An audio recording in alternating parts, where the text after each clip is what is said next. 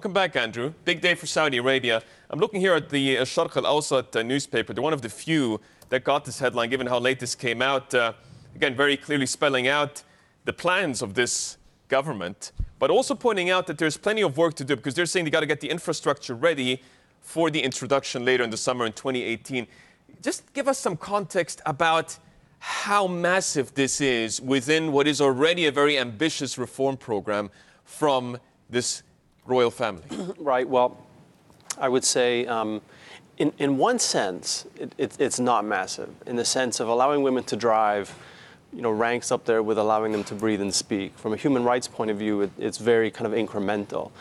But what you're alluding to, the societal change that's taking place in Saudi Arabia is massive. And we've seen, a number of sweeping reform measures, and none of them really have reached a level that this one have. It will completely transform the kingdom's workforce. It will upend a lot of kind of societal norms. And as you say, there are a lot of challenges yet to kind of implementing this. How do you train police to interact with drivers? How do you, everything from A to Z has to be done over the next 10 months, in addition to overcoming what we think will be at least some resistance from Saudi Arabia's conservative heartland. Andrew, so I was looking at the headline earlier, and my first thought was, were there any conditions or caveats that we should expect, or does this essentially cover everyone and everyone will be allowed to drive?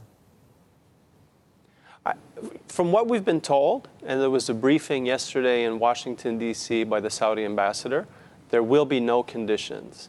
And it's important to remember there are still guardianship rules in Saudi Arabia, and so it's not as though we've had full restoration of rights or implementation of rights. However, he did say that women would not need to have a guardian to go and get a license, and that they would be free to drive by themselves. And so as far as we can tell from the early signs, there will be no restrictions. But a lot of this will be worked out over the next 10 months, and the Crown Prince has asked his ministries to go away now and come up with a plan and see how they're going to put this into action.